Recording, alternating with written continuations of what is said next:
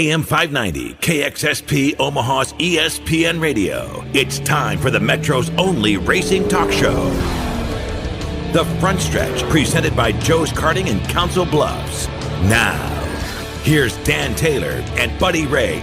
Hey, this is Johanna Long, driver of the number 74 Travel Motor Coach Chevrolet for ML Motorsports, and you're listening to The Front Stretch. Good morning, race fans, and welcome to The Front Stretch, presented by Joe's Karting in Council Bluffs, online at joeskarting.com. That is karting with a K, fast-paced, white-knuckle racing where the only speed restriction is how fast you are. Got a heck of a show lined up for you today. Turns 3 and 4, the final Legends of the Dirt Series. We're going to talk with Jeff Purvis, the Golden Boy. We'll talk to him about his career, his win ratio, and everything in between. He is probably one of the, statistically, one of the best drivers out there as far as the stats that I've seen so far. And we couldn't have ended it on a better guy. This was the last weekend for the Legends of the Dirt Series, presented by Kaziski Auto Parts. Make sure to stay tuned to that in turns 3 and 4. In turn 2, we're going to talk with Shane Hyatt from Shane Hyatt Racing about his daughter Bristol that was diagnosed with Retts Syndrome. We'll talk to him about exactly what Retts Syndrome is and what they're doing to try to benefit his daughter, and you'll make sure you want to listen to that. It's a great interview and a great cause to try to help benefit his daughter and get some money towards research and development for helping this terrible disease. But in turn 1, we're talking with are you the president, CEO, founder, all of the above? We're talking with Dennis Parker from the Nebraska 360 Sprint Cars, a series that was created to help keep the sprint cars, the 360s, alive. And, you know, I think mission accomplished as far as 2012 goes.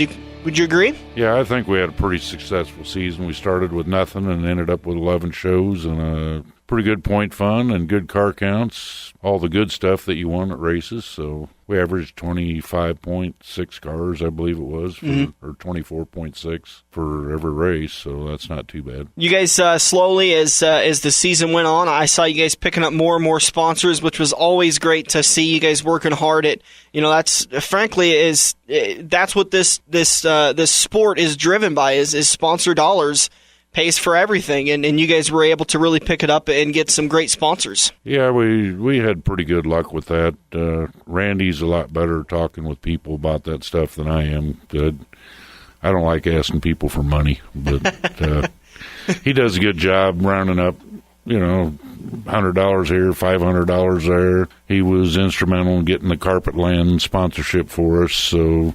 You know, we started with nothing at the beginning of last year, and we ended up with a pretty good deal, I think. Yeah, and you guys it did really well. I got to see you out at Crawford County Speedway last year, and looks like we'll talk about it a little bit, but looks like you guys will be back for another year at CCS. But, you know, you guys had a really good year of racing. Got to see you quite a few times out at I-80 Speedway. You guys are going to be back there again.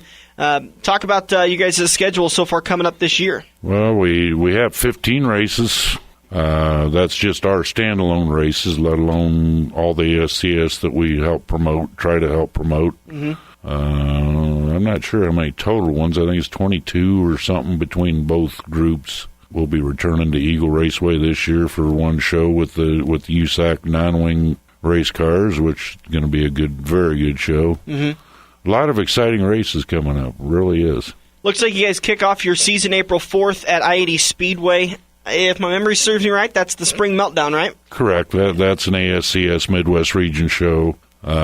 Basically, we try to help get our cars there and make the car counts decent for everyone, because there's not enough to go around between 2 or 3 sanctioning groups. So you guys team up with ASCS and say, let's pool our drivers and... Pretty much. This year we're given 50 points on our point scale, which is kept separate, but we're given 50 points for 5 shows to our guys to help promote their shows, so maybe our guys will show up a little better, because 250 points could hurt you in our point standings. Yeah, it could, definitely.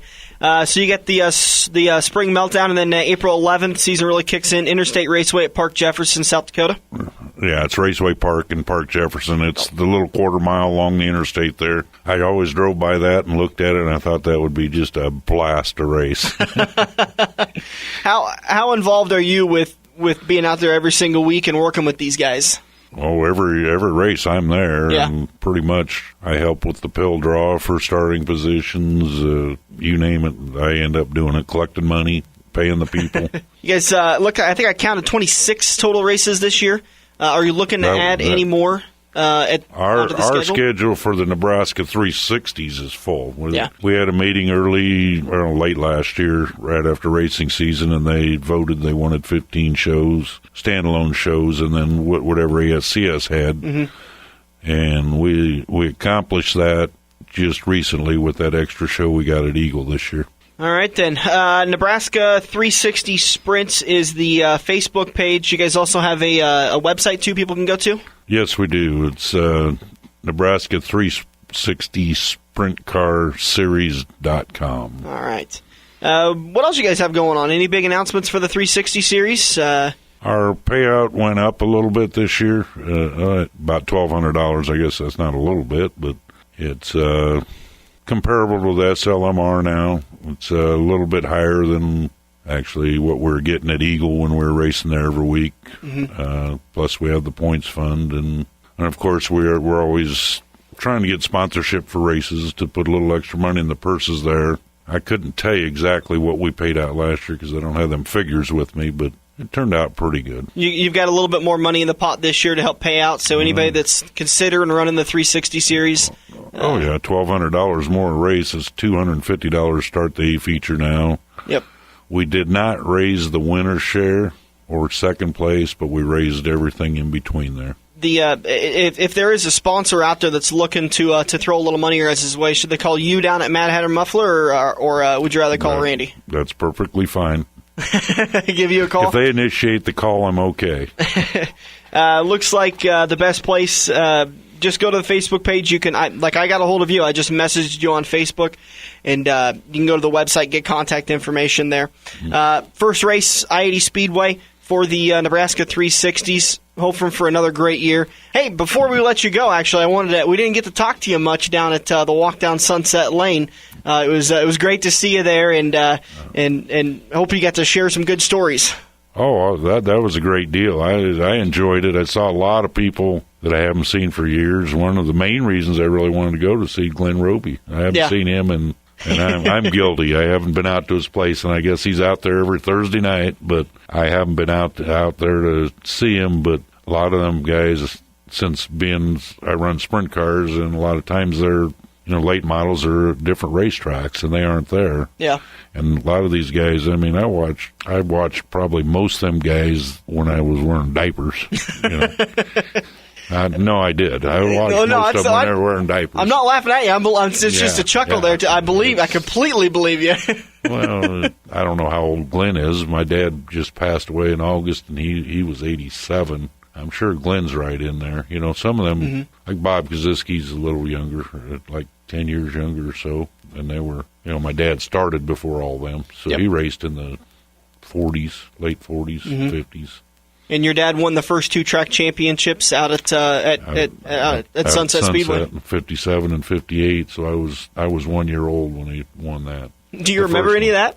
I remember going there. I really do.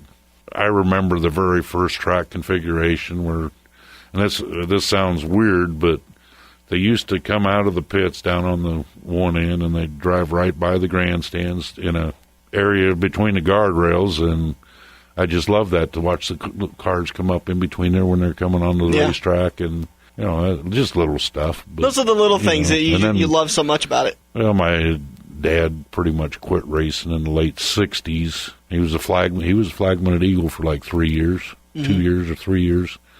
And then he started driving a late model out at Sunset again for like 3 or 4 years. So I remember more of that. And I did a year or so there myself in a late model. Well, it was great. It was great to see you down there. And thanks for having me. We're going to try to do it again next year. I think Joe and Lee have said we had so much fun. Let's just go ahead and do it again next year. It was the Sunset deal. Yeah, it was a lot of fun to do that. A lot of people there. like I said, I hadn't seen in years, and got to talk to them and stuff like that. All right, that's Dennis Parker we're talking to for the Nebraska 360 Sprint Car Series. You can get more information. What's the website again? You say Nebraska360sprintcars.com? Nebraska360sprintcarseries.com. Okay, make sure to get the series on the end there. You can also find them on Facebook. Just search Nebraska 360 Sprints, and you can get all the information there, updates on the weekly racing, full schedule, and all the information. You guys do a great job with your Facebook page, by the way. They're also on SpeedNet Direct. Oh, okay. You can get the results.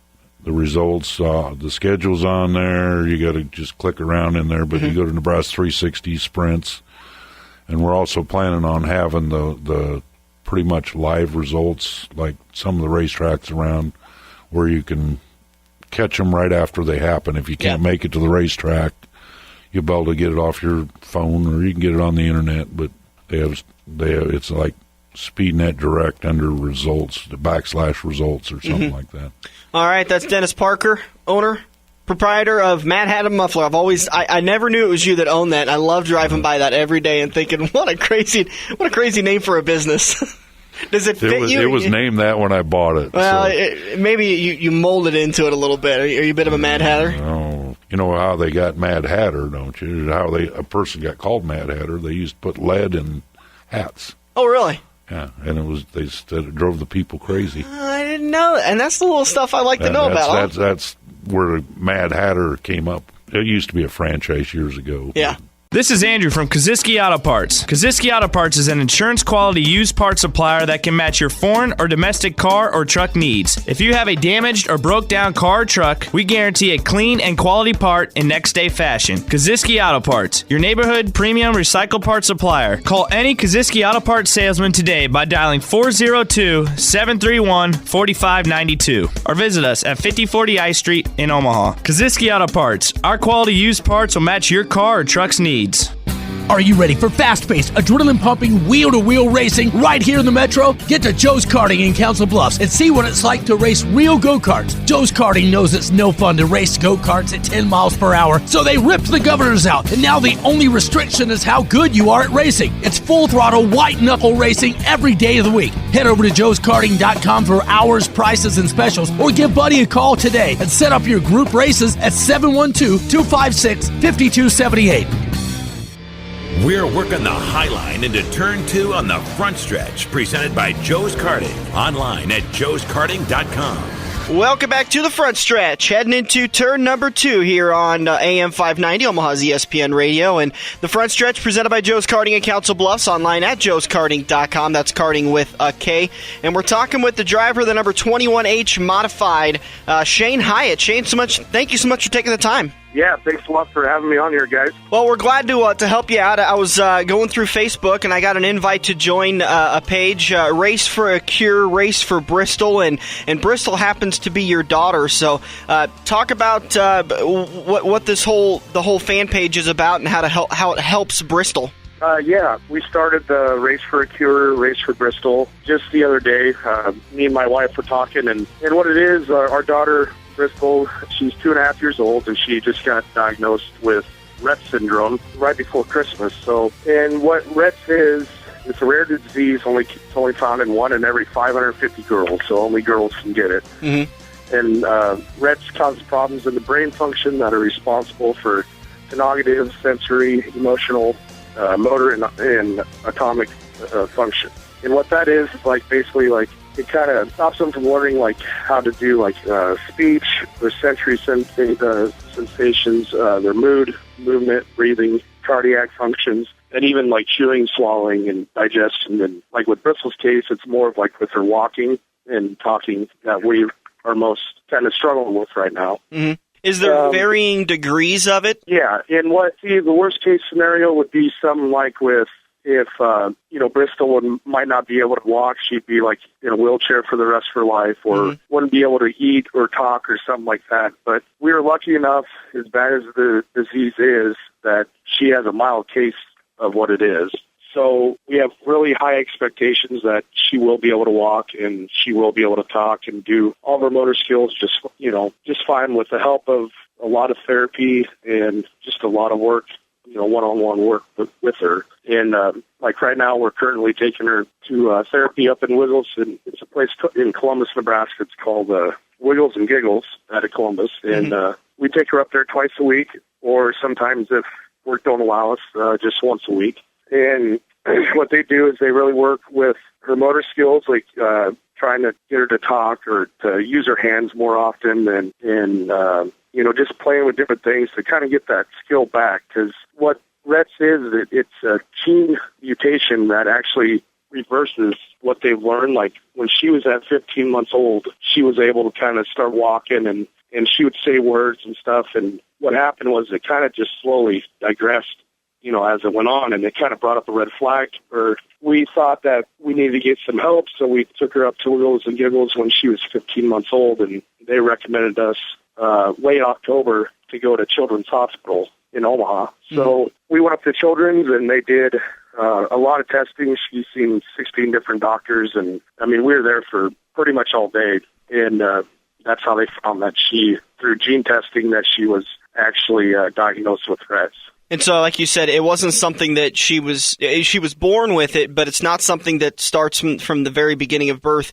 It's that it actually pulls away some of those things that she's learned. Yeah, yep, that's right. And now she's going through the process that you said it's Wiggles and Giggles? Yeah, yep, in Columbus, Nebraska. It's okay. They basically help kids with, different, it could be anything, struggling with, just any type of deal. If it's with Retts, or even, if it's just something, if they have a speech impediment, or if they can't walk, or, just anything. They're a really nice group up there, and they have a lot of faith and hope in Bristol that she's going to get through this and carry on life the way a normal person would.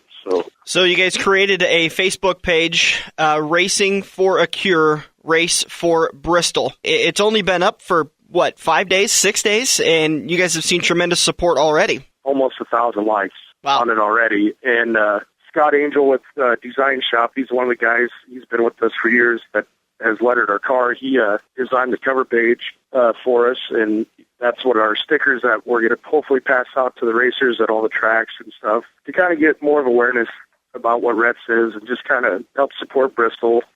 We are doing a wristband, but we're going to plan on having those bracelets that we're going to try to sell them for $5 a piece, and it's going to kind of help us with her medical bills, and also we're going to donate a portion of that to the Retts Syndrome Foundation. Because that's something that, as I was reading up on it today, trying to get some information about it, that it's not necessarily curable, but it is treatable with the right kind of research in grants. And, as anything takes in this world, it takes money to cure it, to help treat it. And with some of the money you guys can raise with those wristbands, could put a big dent in that research money they need. Yes, exactly, and that's why we want to do it. We really want to. Before Bristol got it, we had no idea or even heard of what Retts was, and I think that's the majority of the people that they don't know, and that's what we're trying to do with the wristbands and the Facebook pages. We're just trying to get awareness around community and our racing community, and just try to get them help and treatment as soon as they can before it's too late. We were just fortunate that we took the right steps at the beginning to where we found out fairly early, so we could work with Bristol earlier and kind of get her going in the right path. And that's the greatest thing, that we were trying to do with the page and everything. And there's actually, we have it posted on our Facebook page. There is a website that if anyone wants more information about it, it's called rettssyndrome.org, and it explains pretty much everything that you need to know about Retts and different cases and stuff like that. Yeah, RETTS syndrome.org. Has some great information on it, so you can read up on that. And then Race for a Cure .race for Bristol is what you put in the search bar at Facebook, and the link will come right up. You can also go to the Front Stretch page. We've got a link for it there, so you guys can check it out and help out. And I tell you what, right off the bat, put me down for a couple of bracelets. I'm always willing to help out any way I can. Thanks a lot. And please don't ever hesitate to give me or Buddy a call if we can help out in any way, and use the Front Stretch as a way to benefit you guys in any way. We love to help out. Wow. We can't thank you guys enough, and that means a lot to me and my family, and just with all the support that we've had from everybody since we found out, it's been unbelievable, and we just can't thank everybody enough for all the comments and just saying that people are willing to help and stuff. It's just overwhelming. And that's something down the road too, that once we kind of get more kind of settled with what we have to deal with Bristol in the coming years, we're going to try to do more like fundraisers and benefits for the Retts Syndrome Foundation, to where we might have like different walks, or maybe get some involved with a few of the racetracks to maybe kind of do something to where all that money and proceeds would go to the foundation to help them find the cure. Anything we can do to help that out, we'd be glad to help out and work with you guys on that. So, well, thank you. We appreciate it. That's one thing that I noticed the fastest about when I got into the dirt racing world was how fast this community comes together to help those that are in need. And it shows it again. I mean, in less than a few days, the Race for a Cure, Race for Bristol has received nearly 1,000 likes, and it just keeps going up every single day. So get over and like the page and get the updates so we can keep this ball rolling. Yeah, that'd be great. And hopefully we're going to get some more, more going with it and stuff. So, like I said, the race community is one of a kind, and it's just amazing how gracious and giving people are. So let's talk about your 2014 season as Shane Hyatt Racing is, I see on your Facebook page. Looks like you guys got the car wrapped and ready to go? Nope, not yet. Not yet. No, we just got it back from Razor. We just kind of did little bit of tuning on it, and we're starting to work on it now, and hopefully we'll be ready by the time Spring Nationals come at Beatrice. So we got a little work ahead of us, but we have some good guys that help us out, so I know we can get on the track. The car will kind of look similar to what we did last year. It's going to have a little bit of design there with Bristol's cause and stuff like that on there. Okay. Yeah, we're just trying to plug away on that and hopefully get racing through, and we're kind of chopping up the bit to get out of the shop and go have some fun. So I was just talking to a friend of mine on Facebook today that's down in the South, and he said, man, I'm in the middle of a 16-day streak of nonstop racing. And I threw out some 4-letter words. I say, we're dealing with a 16-day streak of freezing temperatures, and you're down playing in the dirt. It's not fair. Oh, yeah, I know. I've been on Ag-Stam religiously, just constantly watching, the UMP mods and the Lucas Oil late models, and it's just like, come on, we need to get going, because this is getting a little bit ridiculous. But so. Are you guys planning on running weekly at Eagle and Beatrice again this year? Are you going to change it up? I think we're going to try going down to Albion Speedway on Fridays instead of Beatrice. They just got a new promoter up there, Kurt Westring, and he's really wanting us to come down. So we're going to try that out. We got some fans down there that want us to come too, and a little bit of sponsor help that wants us down there. So we're going to try that out. We love going to Beatrice, but it's just something that, we kind of want to do something different to see how this goes. And we plan on running US 30. Every other Thursday they have us down, so we'll probably hit that track. And then, of course, Eagle every Saturday. Mm-hmm. Looks like you won Most Improved Driver at Eagle last year for the Modifieds. Yeah, I was kind of surprised. I couldn't believe it. That was great. We had a really good year down there. We won a couple features, and I thought our car was really good down there, especially at the end of the year. We really came on strong, and hopefully we can get that to follow into 2014's year and just keep digging. So, but you planning on hitting up any specials in the coming next couple of months? Yeah, we're gonna do mostly all the spring specials. I guess we're gonna hit up Beatrice. Deschler, or Third County Raceway, they have a special the week after Beatrice. We're going to hit that. We'll hit the Eagle Icebreaker, and then I-80 has that show, I think, on a Saturday for us that we're going to hit. And then is that the Spring Meltdown or the Bug Eater Bash? I believe it's the Spring Meltdown. So. I think the Spring Meltdown is our first big race. Yeah, we're going to try to hit all those, and just then by that time, I think weekly racing pretty much gets in full swing. So go from there and hopefully keep the car in one piece and keep going. So, kind of a quick question I thought of just to get underneath the helmet of Shane Hyatt from Shane Hyatt Racing. You raced those first couple of specials you talked about. Do you expect anything out of those races, or is it just walking into the pits saying we're going to shake out the bugs and the rust from the off season? Well, it depends. This year I think, we're going to go down there expecting to have a pretty good finish just because we're going to go down there with the same car we finished up with last year. But if we had a new piece, it'd be kind of more or less shaking down the bugs and trying to figure out, what the car needs, and just kind of do a little testing to it and just kind of get the car underneath you to get going for the weekly stuff. And even with the car that we have now, I mean, we are pretty comfortable with it, but I'm sure there'll be something that comes up where, it ain't going to work or we need to try something. But we're going to go down at the same setups we ran at the end of the year, and hopefully that'll work. And if not, I guess we'll have to go back to the drawing board. But most times we're there to race, we're there to do good, but it just matters what the car wants to do, and I guess the driver too. So you're kind of a victim, or you're kind of a what am I trying to say? A little bit of a victim of what the car wants to do. Sometimes it's just plain evil. Yeah. Oh, yeah. You always blame it on the car. It's never the driver's fault. Right? All right. So, Shane Hyatt, driver of the number 21H modified.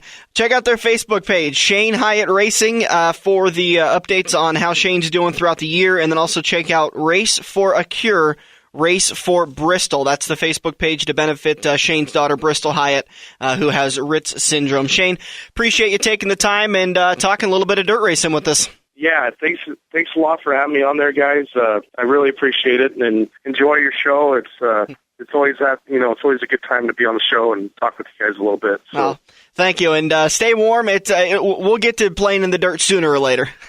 Oh yeah, hopefully, yeah. All right, have a good rest of the weekend. Yeah, you too. Thanks a lot, guys. Again, that was Shane Hyatt, driving the number 21 modified from Rising City, and check them out, Shane Hyatt Racing or Race for a Cure, Race for Bristol. It's the same phrase there. Just type it into Facebook, you'll find it. Go to the Front Stretch's Facebook page, and you can check it out there also.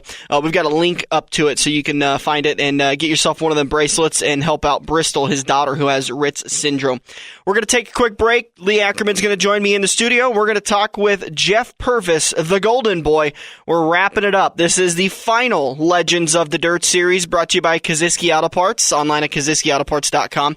We'll talk to you just in a minute here on the Front Stretch on AM 590, Omaha's ESPN Radio. Nobody knows racing like Quaker Steak and Lube, and for that matter, nobody knows how to have a Daytona 500 party quite like the Lube. All-you-can-eat wings during the race, just $12.95. $10 buckets of domestic. Try a lube tube in a compact bucket, just $24.95. $4 Bloody Marys and margaritas. Plus, win tickets to the Kansas Speedway, Iowa Speedway, I-80 Season Pass, a $300 Napa tool set, a $100 gift card to Bass Pro Shop, and so much more. Racing season is finally here, and your only place to catch it all is at Quaker Steak and Lube, next to the Mid-America Center, Council Bluffs.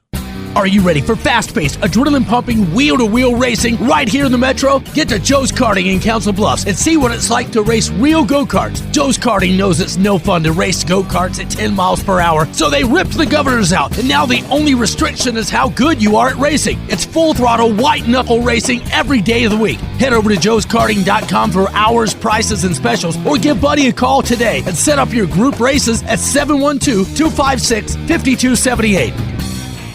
Time to grab another tear-off and make your move.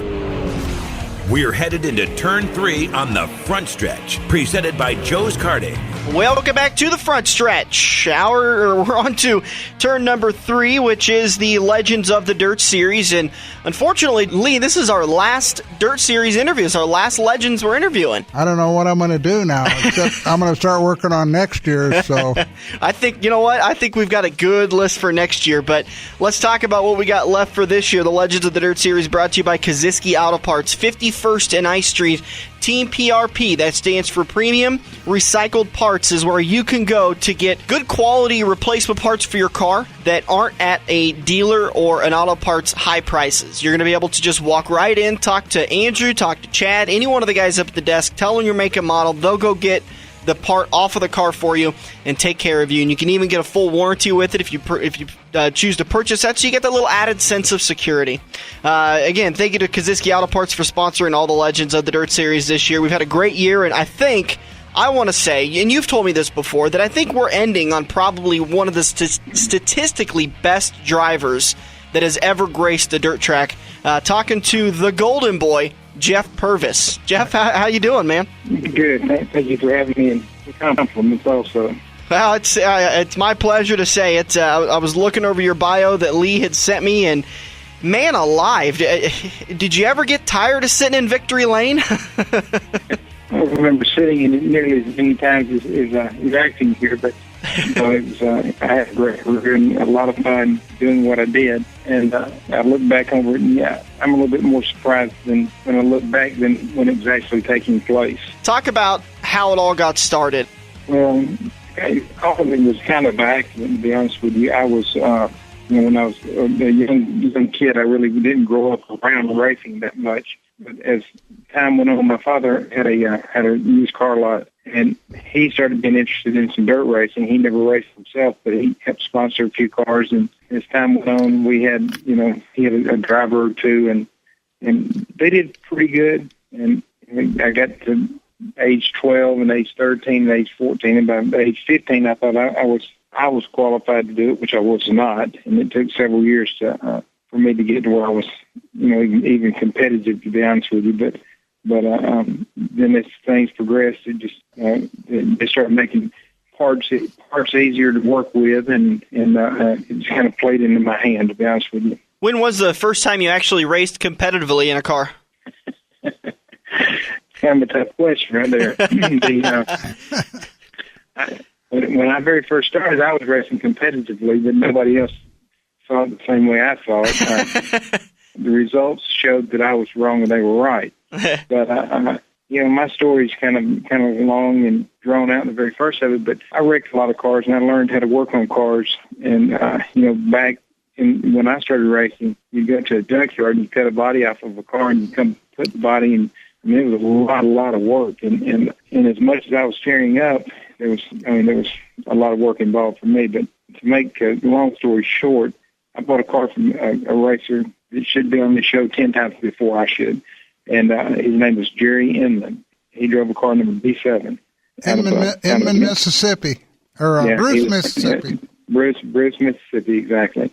And he's from Bruce, Mississippi. And if he showed up, you just, you tried to figure out what second place paid and third place paid and on back. And my dad bought a car from him. And the first time out with it, we came to Clarksville Speedway. I had my new car, and I thought, boy, this is going to be the night. And I drove it off in the first corner, and the throttle stuck on it, and it killed the car. Oh. Well, and as all that took place, I'm sitting there, I'm pouting, I'm young and pouting, and not very happy about what's happened here. And my mother told me that when the race, my mother said, "Why didn't you get that car for Jeff instead of the one that you got?"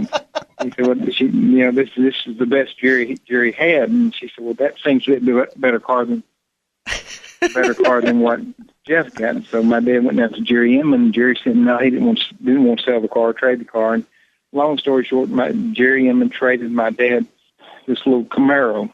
Lo and behold, I started, I get it, and I start going to races, and I'm winning races, and I'm just this car is superior to anything that I'd ever had. And as time goes on, I win enough races that somebody recognizes that I'm winning races, and C.J. Rayburn sees me at a place called Brownstown Speedway, and he comes up to me, and Charlie Swartz is there, and all the big hitters are there, and I'm with the jig type cars, and I'm there with a frame car, and running, pretty competitive with them. And C.J. Rayburn comes up and says, "You need one of my cars," which I didn't know who C.J. was, and because I had strayed off too far from home when I got there already. And so he said, "You need one of my cars," and he said, "You need to come see me." And so a little time went by, and my dad said, "Well, you need to go up there and see this man." So we did, and I got a car from him.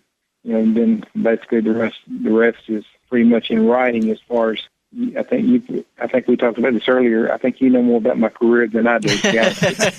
Well, I tell you one thing I know.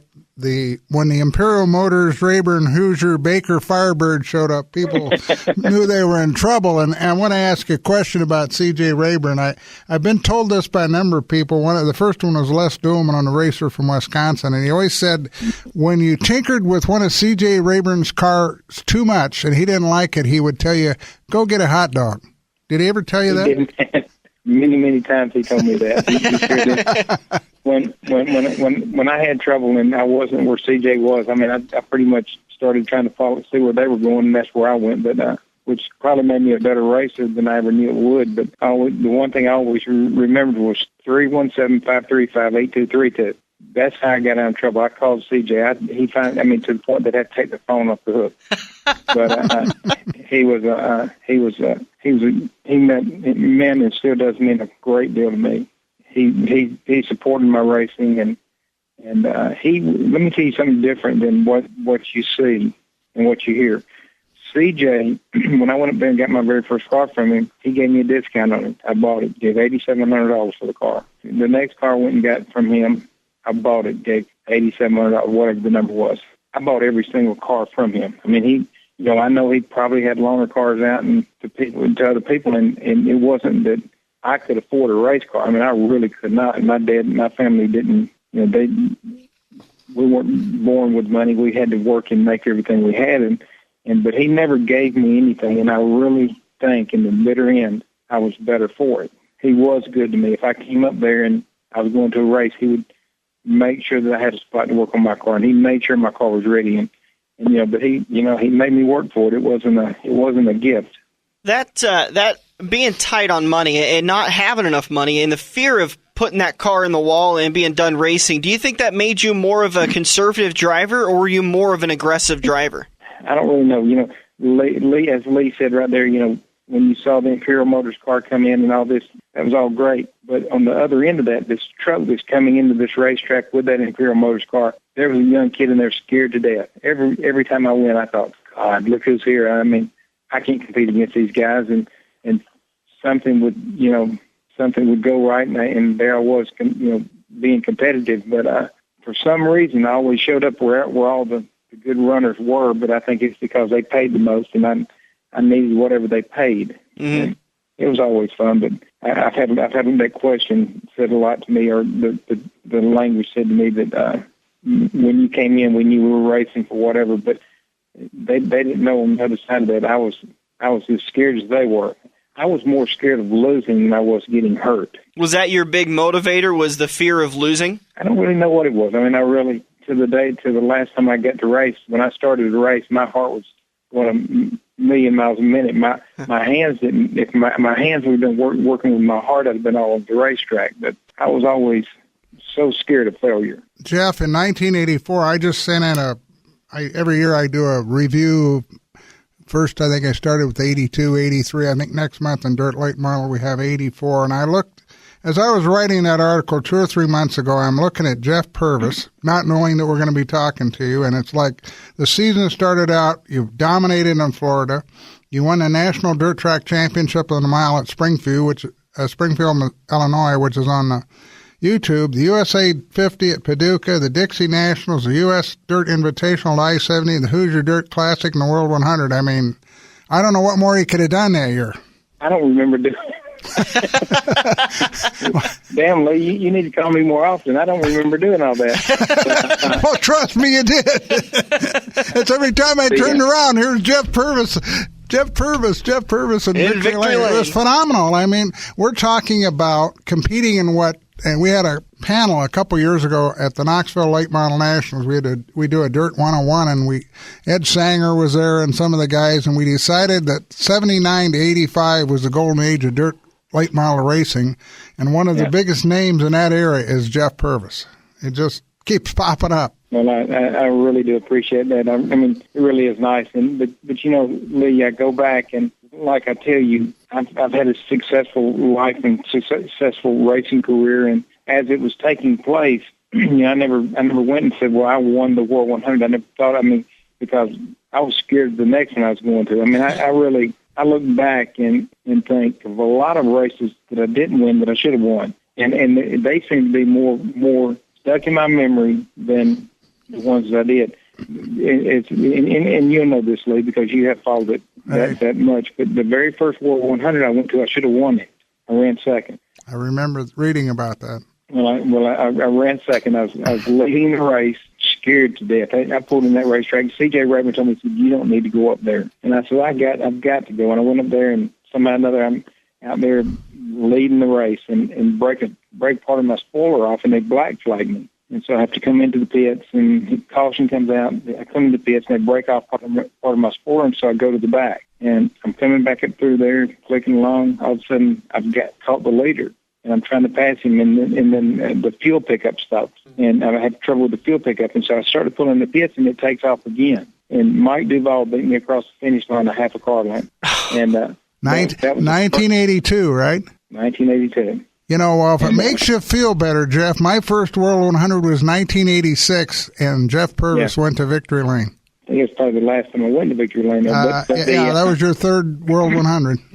Since you had that bitter loss in 82, and then you came back and won it the next 2 years, did it make it that much more special when you won in 83 and you were able to kind of, I don't know if you want to say get that monkey off your back because it wasn't there for long, but you were able to get that win you felt you deserved the year before? Not really.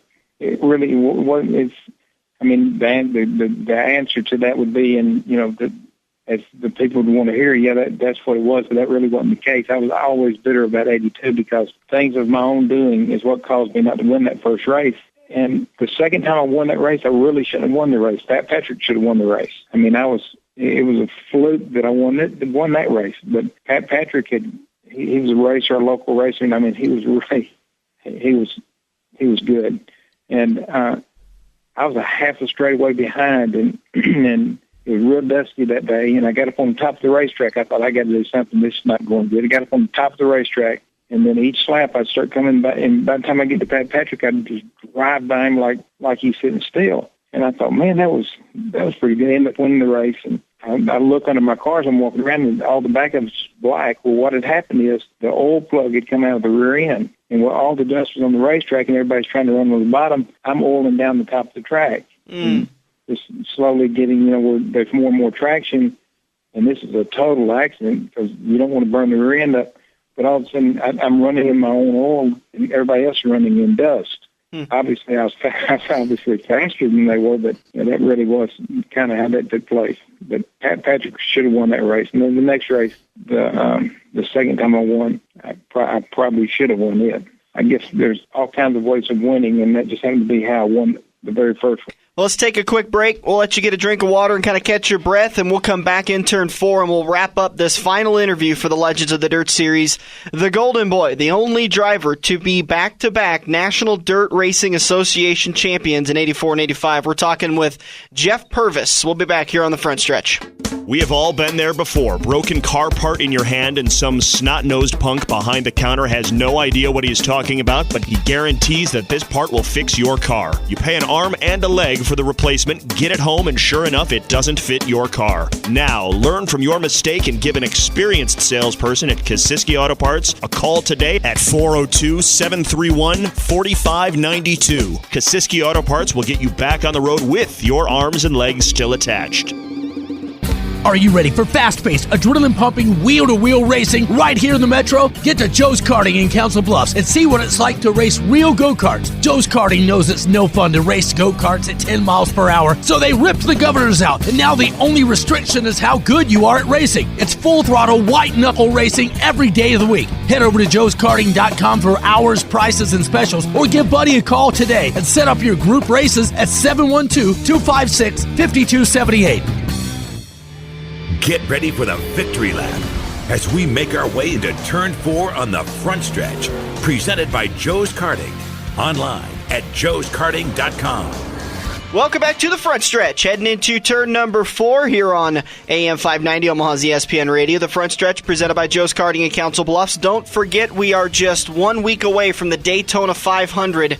All the action, all the green flag action kicks off at noon at Quaker Steak and Lube in Council Bluffs. You got to get down there. They've got some amazing, amazing prizes they're giving away, including they're giving some tickets away to I-80 Speedway, to the Spring Meltdown, to the Midwest Fall Brawl, Silver Dollar Nationals, and the Charlie Clark Memorial. So it'll be some great racing going on. You can win tool set from Napa, Bass Pro Shop gift certificates, tickets to Iowa Speedway, a lot of stuff going on at Quaker Steak and Lube next Sunday at noon, and you better believe the front stretch boys will be down there to see exactly who is going to take the Great American Race checker flag.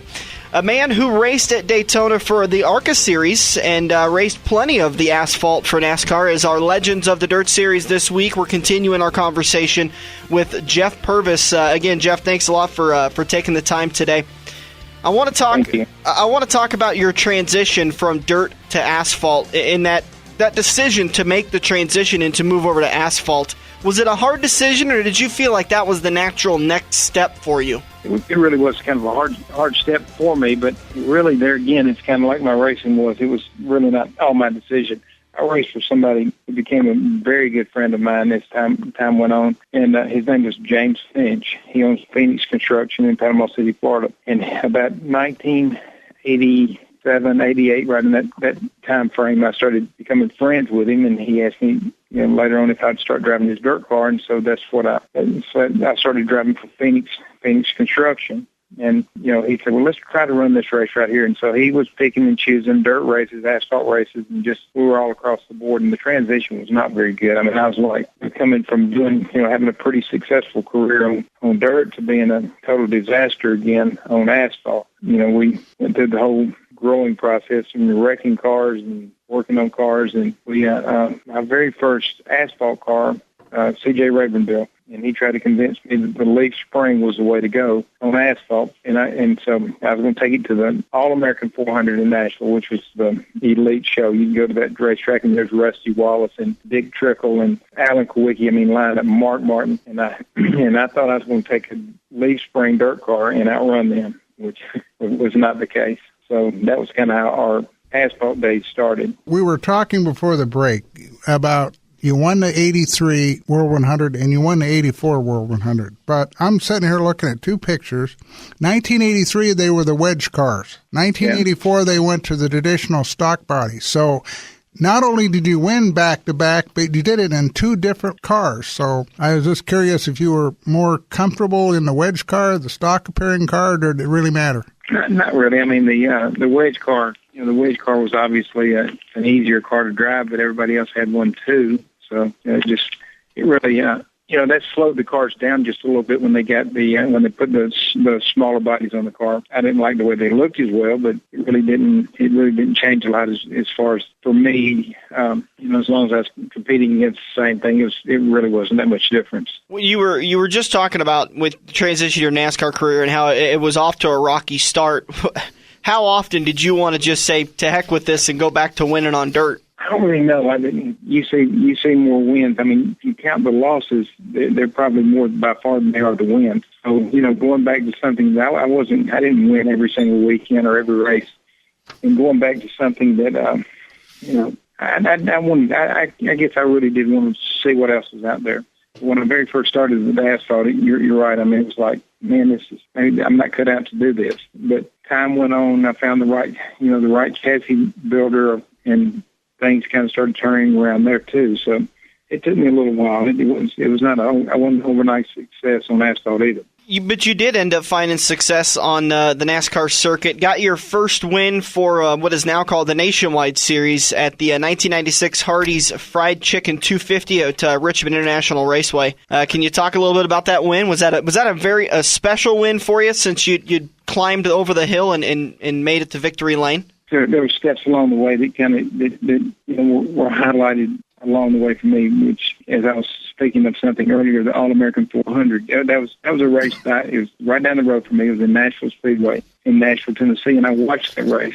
Mm-hmm. And if I was off or before I went to go race the weekend dirt racing somewhere, I'd go watch them practicing, and I thought, man, this is the greatest thing since the Daytona 500. And so I finally got me a car, and I found I didn't actually do it. James Finch did. And I started driving for a man called Frankie Grill down in Bessemer, Alabama. And that was probably about as much fun as I ever had, is winning that All-American 400. And I think I ended up, I read a shirt the other day because we did some sponsorship at the Nashville Speedway, and I saw one of the shirts, and I thought, darn, I won that race 3 times. Really, he had won it twice, but couldn't remember the third time. But that kind of stepped me into the bush racing, or the Nationwide as it is known now. And it was really a surprise to me to win the race. Yes, that you're asking about. But I think, if I'm not mistaken, we sit on the pole that same race, and Mark Martin won the truck. and he wrecked in front of me. And so, my process is somewhat of elimination. I still had to run the rest of the race. But Mark Martin was pretty much set to win that race. I listened to an interview with you earlier in your career, and you talked about how you were receiving help from a lot of different asphalt drivers and NASCAR drivers, like Neil Bonnet, who was kind of helping you to understand how to set up a car and how to set up a corner in that. And in 1995, you sat down to take over for Neil in his car when he was tragically killed. Was that a tough situation for you to sit down in and take over the ride for somebody that you'd known for a long time? It really was. That was just a complete shock, not only to me, but to everyone. I mean, everybody loved Neil Bonnet. I mean, he was the greatest person you will ever know. He something that a lot of people did not know. When I was running some of these other races and asphalt races, the guy that I was racing for, his name was Frankie Grill, and he's from Alabama. And during the time I was doing this, Neil Bonnet was in Frankie's shop building me a race car. He built me a nationwide car to go nationwide racing, and he personally was welding, and he built the car. And so I raced limited amount of races with this group because of funding. But Neil did have a lot of faith in that I could drive a race car, and he gathered up all the equipment and basically built me a car. Mm-hmm. Do you feel like it was the funding that held you back from having that big successful breakthrough banner career in the NASCAR level? It really was. I mean, at the time you're being frustrated, you really understand, cost of what's taking place right here. And I'm not going to blame it on the funding. I mean, it's like winning races. It's something you have to go in and get yourself. And James Finch spent a lot of money on my racing. And, maybe we should have done better and could have got more funding. I don't really know. But, I don't look back and think that I don't blame any one thing for that not being, me not having a more successful career. Jeff, if you could, talk to us about your style of dirt track. I like to ask these legends is there a dirt track that suits you? Is it a longer track? Is it a high banked track? Is it one that's dry slick, tacky? What kind of a track do you love to see when you're out there in hot laps? I would have to say like the quarter mile semi high bank tracks, because that's where I learned to drive. I mean, in the Tennessee area, the southern Kentucky, northern Alabama area, all there really is quarter mile tracks. Mm-hmm. And so I kind of cut my teeth on them. And the ones that I had the most success was the half mile tracks, the higher bank half miles, because they put on the bigger races. Mm-hmm. A track that I did good, but it's another one of those that scared me to death when I showed up, was Hagerstown, Maryland. And for some reason I ran good there, but it was a long, half mile. If you've not been around dirt racing, they always call it whatever they want to. They'll either measure it on the inside or the outside, whichever one fits the bill the best. That's the truth. You know what? Now that you point that out, I know what you mean. There is no set determination for how to measure these tracks. No, they don't go and say this one's 5,280 feet long. It's basically it's a quarter mile or 3/8 or 5/8 or whatever number they called it when they first built it. That's what it was. Have you gotten the itch since you've retired and you've stopped racing? How many times do you get the itch to hop back into a car and just see what you got left? I know what level that I could race at, and I don't want to be back there. So I'm not really enticed to go in and embarrass myself at a later age and run in the back of a race. So I choose not to get that itch, I guess. Go out on top and stay out on top, right? I don't know if I went out on top, but I at least I got to quit when I wanted to, mm-hmm. and I've got a son that wants to race, and he works day and night in our garbage business, and I like him doing that, because the racing it's so much fun when things are going well, but it doesn't always go well. There's a lot of work involved. And when my boys were at home playing baseball and football and basketball, I was at a race somewhere. And I miss that it launched me into careers that I could have never had, as far as, the businesses I have. The racing helped me with my businesses. But I did also miss a lot of stuff while I was having fun racing. How often do you get out to the dirt track just as a spectator nowadays? Does work keep you pretty busy where you can't make it out, or you still like to go out and say hi to the old friends? I go out there probably if some special event is coming into town, or I have some friends that, if Ronnie Johnson is coming to Clarksville Speedway, he's still a thrill to watch. He's probably the most underrated race car driver that I've ever known. And if you see him race right now, he looks like he's 20 years old, and he's an amazing race car driver. We've been talking to the Golden Boy, Jeff Purvis, about his career, wrapped up the Legends of the Dirt Series. Jeff, one final thing. Obviously, the Daytona 500 is next weekend. Can you talk to us about some of your times at Daytona? What's the tough things about racing at Daytona, and where you found some success? I raced in every form of Daytona racing. I raced the 24 hours. I raced the ARCA race, the Busch race, the Cup race, and there's nothing to me really that compares with the Daytonas and the Talladegas. For some reason, I love the speedway racing. I love the drafting. That is something that I really do miss. But in the disappointment where I'd get down to the final few laps and I think, okay, I can win this race. I can be back here in fifth place. I can win this race, and I'd get wrecked every time. Maybe I wrecked everybody every time, but I was always in the wreck, and that was always such a blow to get right down to the end and think, okay, I've got this thing won, and then air is so big there. I mean, you pull out to pass somebody and you're running fifth, and all of a sudden you're running 15th. Yeah. If you pull out to pass somebody and somebody pulls out to pass go with you and they just touch your bumper wrong, here we go. And it's but it was all fun. I wouldn't take anything back for the speedway racing. We've been talking with Jeff Purvis. Jeff, we appreciate your time. It's been a pleasure and an honor talking with you. Thank you so much for joining us, and we hope to talk to you soon someday. Thanks for having me. Well, I think we went off on the right guy.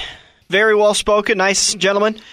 Jeff Purvis, the Golden Boy. We talked about that, the nickname. You kept hearing in your head, never nervous Jeff Purvis. Here he is, one of the most nervous guys around. Yeah, and that's what I was going to ask him about that, but I thought, you know what? I think I know what the answer is, because he talked about how scared he was every single race. Well, he must have been pretty scared, because he put a whopping on him a lot of times.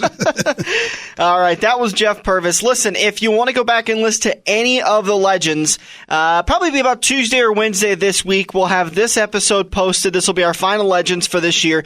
We got a playlist on YouTube. Just search Joe's Karting, find the subscription page on YouTube, and then there's all the videos, and you can find a playlist of every single Legends of the Dirt Series interview this year, along with all the interviews we've done throughout the offseason. Thank you to Koziski Auto Parts for sponsoring the Legends of the Dirt Series and doing it again. I already told Joe, I said, listen, Lee's got a list made up, so I think you're already on the hook for sponsoring next year. He says, oh, we'll see, Dan. And I said, nah, we're doing it.